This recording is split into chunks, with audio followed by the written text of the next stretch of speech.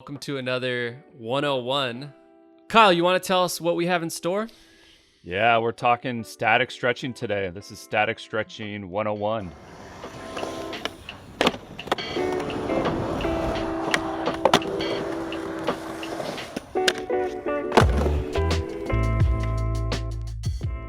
All right, so in this video, we're going to have Seba Walker demonstrate some static stretches.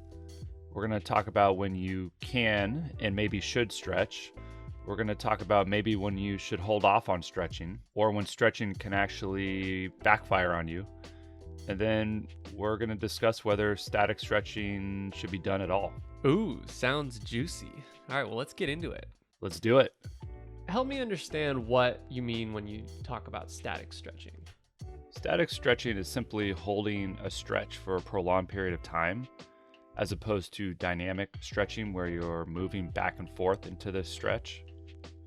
So if you're recommending a nice, solid static stretch routine, what are we starting with right here? This first stretch is a good low back and hip stretch that you can do.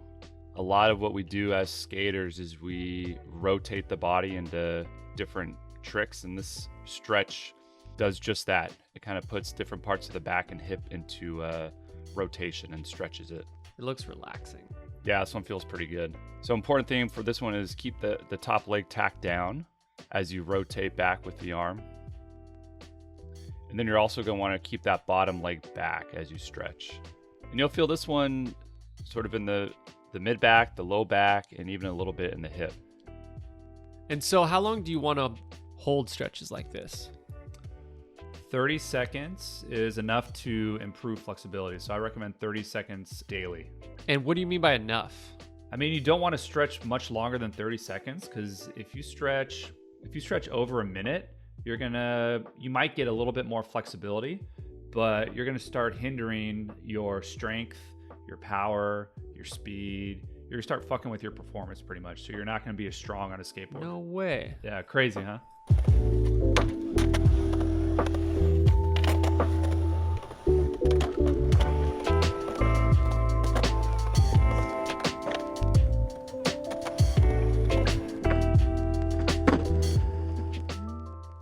All right, so this is a fun one. This is called the pretzel stretch. And this one you feel everywhere. So you'll feel it on your bottom thigh. You'll feel it in your mid back. You'll feel it on your top hip. And I use this one a lot for pain management as far as hip issues, sometimes knee issues, just because it kind of stretches everything.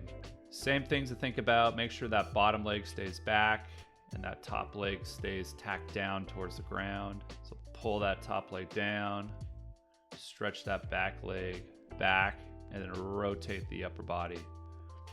Have you done this one, Walker? Yeah, I really like this one. This one's crazy. I can barely get into this stretch.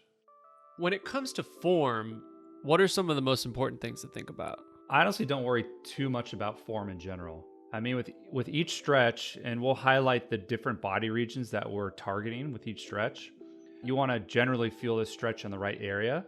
But if your form is a little bit different, if you have to tweak your body in little ways to find that stretch, then that's fine. So I don't worry about form too much as long as you're feeling it in the right place and as long as you're not experiencing pain.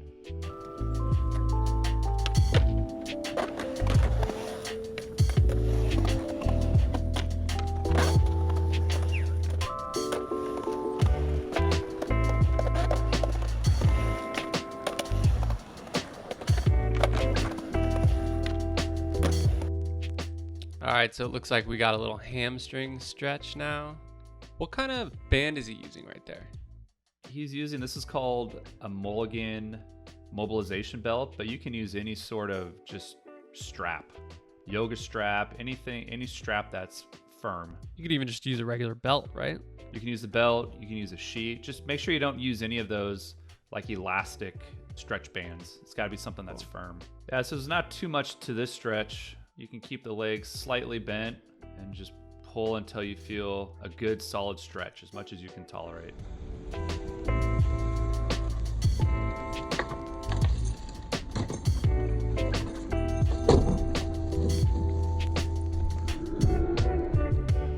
This is a great stretch for the inner thigh. Actually, inner thighs, plural. Oh, really? It gets both at once? Yep. Yeah, you'll feel it You'll feel it in the top inner thigh and then the bottom inner thigh as well. Just make sure you push that top leg back and don't let it veer forward. You can see I'm doing that with SIBO right there. So that's why you have the elbow placed on the top leg, so you can kind of push it back and really open up that hip. I see. Yeah, this is a good one. So yeah, for this one, make sure your torso is nice and upright, so you're not leaning or hunching forward. So as someone who isn't a physical therapist, doesn't really understand the human body and how muscles work, it's really hard for me to wrap my head around what you're saying about static stretching actually causing you to lose strength, power, and speed. Like, I just don't, like, what's happening with the human body there? What's going on? Basically, as you stretch a muscle, it becomes lengthened. And as it becomes lengthened, it's weaker and can't contract and sort of operate optimally. So right after a static stretching session, it works at kind of a disadvantage, and you lose all the things that are important for performance.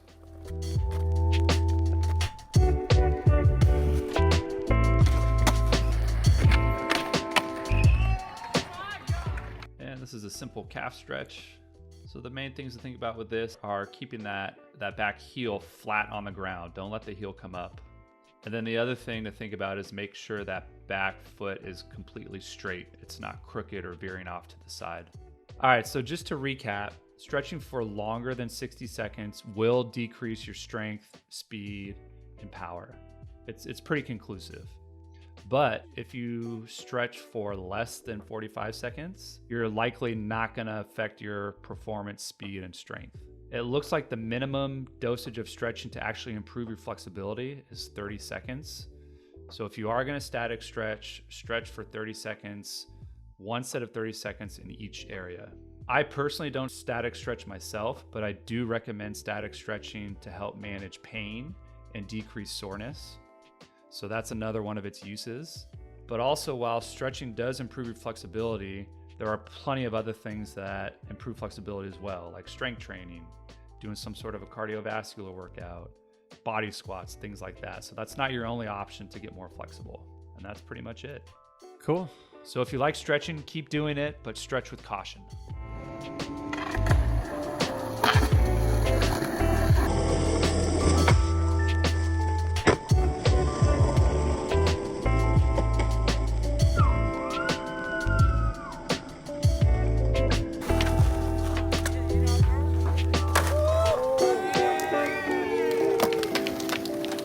All right, well, let's wrap up the 101, but I want to hear how you really feel about static stretching. Let's keep the conversation going in the deep dive and get a little more into it, because All right, we're just getting started.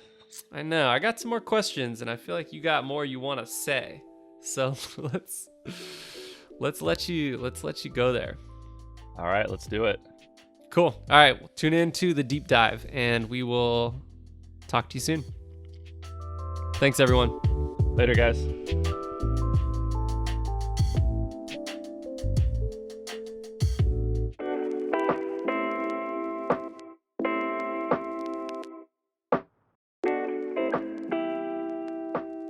So you've really gotten into my head about when to stretch.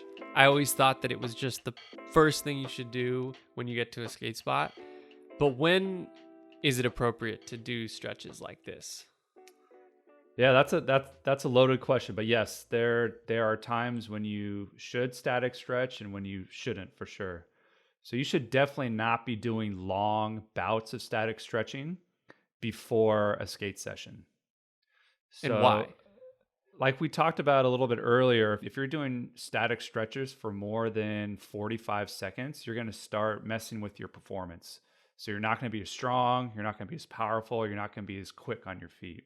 So therefore, you should not be static stretching before a skate session. So I would do something more like a dynamic stretch routine or some sort of a cardiovascular warm-up before you skate, but not static stretch. That's so interesting. I feel like it's just contrary to everything I was taught as a kid going to PE class or skate camp. Like, it just seems so backwards. Yeah, there's been like a certain narrative that's been ingrained into kind of the general athlete's head that you should be stretching before and after practice or performing, but it's not necessarily true. And on top of that, I used to say dynamic stretch before you skate and then static stretch after you skate. Uh-huh.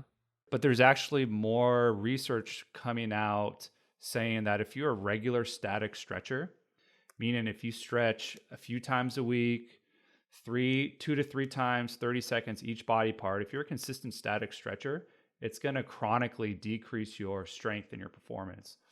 So these days, I'm kind of not having many people static stretch before or after a session. I don't recommend static stretching nearly as much as I used to.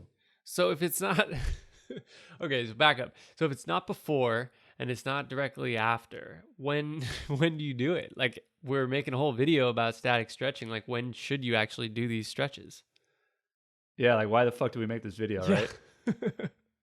No, there are certain times when you can stretch. Okay. And like there are some people that say never ever static stretch. I'm not quite in that camp. I think there's a place for static stretching. Some people just really like to stretch, and some people really like to stretch before skating. So if you there's kind of like a meditative quality to stretching, like you're getting your mind right before skating. I think there's something to that. So if you really like stretching before skating, you can stretch before skating. Just do short bouts of stretching. Don't stretch more than 45 seconds because you're going to mess with your strength and your quickness and your speed. That's so crazy. If you like stretching, keep doing your static stretches, but do like short 10, 15 second stretches. You don't overdo it. Huh. And the same goes for after the session. Some people just enjoy winding down and relaxing with some static stretching after a session, and I get that. So if you want to keep doing that, you can, and it might actually help decrease some of the soreness that you feel after a heavy session. Just don't overdo it. Do short stretches. Okay, and then when it comes to, I mean, we started this conversation talking about improving flexibility. Like, I look at myself skating and I see footage sometimes and I'm just like, ugh, I'm so stiff. Like, it just looks stiff when I land. Like, my legs don't bend the way they should. Like, I want that Reynolds Miles Silvis squat. Right. So wait, so you're saying that when you see yourself in footage and you're landing with stiff legs, let me ask you this, does that make you think you need to stretch more? Yeah. Believe it or not, that's probably less of a flexibility issue and more of a lack of strength issue. Your muscles aren't strong enough to absorb that impact, so they stay stiff because the muscles can't do what they're supposed to do. So I'd actually see that footage and say, oh, you probably need to strengthen your quads a little bit more. Strengthen. Wow. Yeah. Huh. A lot of things that we used to think were flexibility related might not be as much flexibility related as we once thought. It might be more of a strength issue. So in general, I tend to recommend strength training more often than flexibility work, at least more than I used to. So what's going on with guys like Reynolds and you mean Miles Reynolds, Silvis guys like or Reynolds and Sheckler? Silvis who can squat so low that their ass pretty much touches the ground? Yeah. It is that kind of genetic? Like, did they just form, are their bodies just better suited in a way? Like, do they just have naturally stronger quads? Like, how do you get there? Yeah, I mean, don't get me wrong, there is a flexibility component to squatting. And guys like Reynolds and Silvis naturally have that more than people like me. But, instead of, let's say you want to get that, I would actually put you on a squatting program where you're working on squatting and being able to take more weight, but also taking weight into deeper positions. I'd actually have you work on that as opposed to, all right, just go stretch your hips out or go stretch your hamstrings out, stuff like that. What do you do to get around how stiff and gross you feel when you're spending so much time in a car and then you're going straight to skating? Yeah, again, when you're going from one spot to the next and you're stuck in rush hour and you get out of the car and you want to start skating straight away, just do a dynamic stretching routine or break out the jump rope. Do something else besides just holding a static stretch for a long period of time and potentially compromising your strength. A lot of this is reminding me of when I was like 22 and I was really into yoga. Yeah. Lived down the street from a studio and would go a few times a week. And I thought of it as just a way to get my stretching in. And it really kind of backfired because I ended up pulling my hamstrings so bad in that yoga way. class that I was out for like 3 weeks. I couldn't skate. Was I wrong then to be thinking like yoga will help me be more flexible, will help me get that quality stretch in every day, and I'll be stronger for it? Like, was that kind of not the right way to think about it? I mean, were you holding a yoga stretch pose for more than 60 seconds? Probably. Yeah, you might have been overdoing it and putting your body at a disadvantage for your next session. So the main thing to be thinking about is just don't do it longer than 30 seconds. Like, but does that also mean like switching legs and going back and doing it for 30 seconds? That's okay, or 30 seconds total? One bout of 30 seconds. That's what I can safely recommend. So not 2 sets of 30 seconds like most of us were taught as kids. One set of 30 seconds in each spot and then move on. This is a forever debated topic, but the research basically says that if you stretch for more than 60 seconds at a time, you're going to start losing your strength and power and speed and all that stuff. If you stretch for less than 45 seconds, it looks like you're not going to lose your strength, power, speed. But I just choose 30 seconds because that's just it's safe as far as not messing with your performance, but it's enough to increase your flexibility. So it's that sweet range. Yeah. That sweet spot, so to speak. I also used to always think that static stretching was a good way to avoid muscle tears. Like stretch, so then if I'm jumping down a stair set, I'm not gonna strain my calf or pull a muscle in my leg. Like, is that the wrong way to think about it? Kind of. I mean, it's still up in the air. Some research says that it might help decrease your chances of straining a muscle. Static stretching does not help prevent ligament tears or tendon tears. Even the idea of it preventing a muscle strain, that's still up in the air. And just remember, there are other ways that you can prevent, muscle strains besides static stretching. So I just have people do those things. So if there's every knee and ligament is different, but if I'm most worried about potentially tearing an ACL, like there's a lot more to do than think that like doing a nice little stretch is going to help. Correct. Static stretching is not nearly as important as we once thought, and to the point where, I don't recommend it a whole lot unless it's to help manage pain. And then also being really, really flexible in general doesn't have as much advantages as we once thought. Weird. Yeah. That seems just so backwards. I know.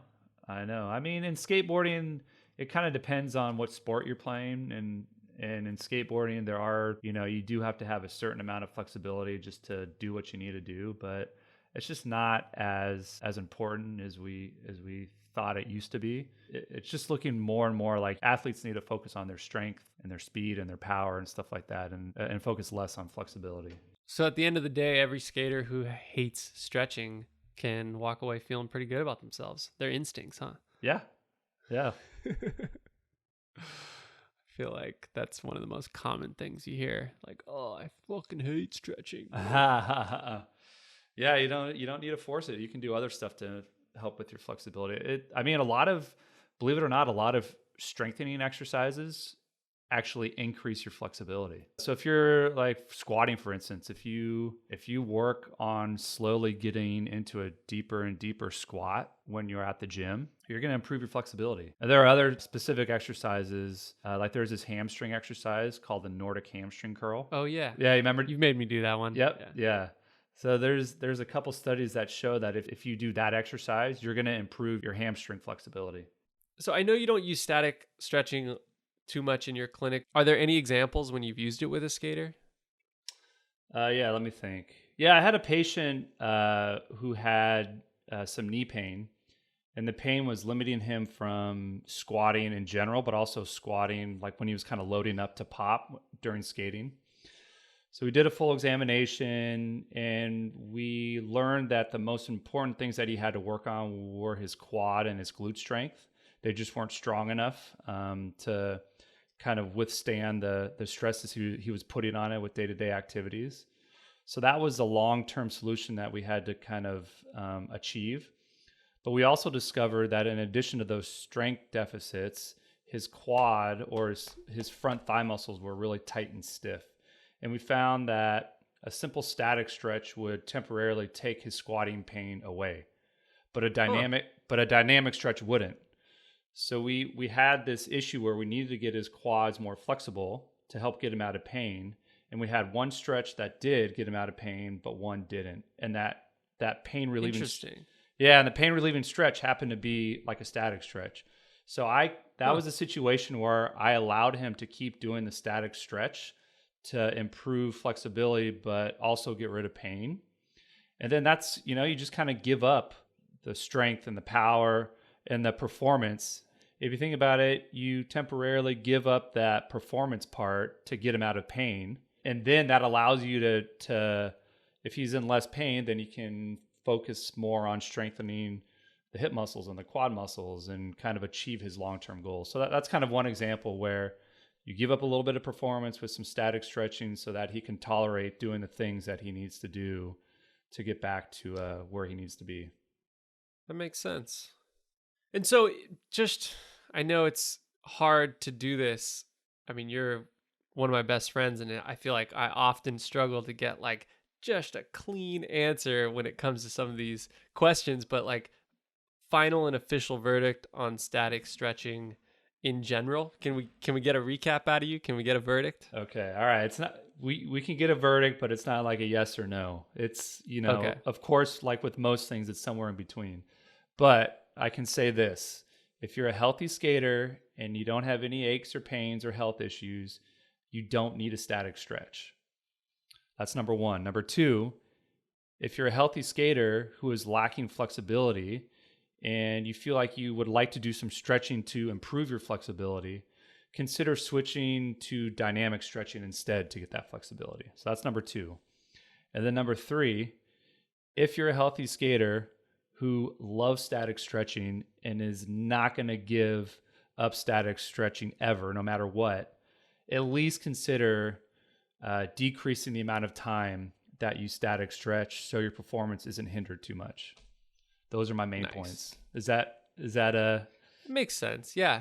I mean, I feel like it's, again, like what I want to hear as a skater who maybe doesn't love stretching. Like, okay, do it for a little bit, but not for that long. I don't need to do it for that long. Yeah.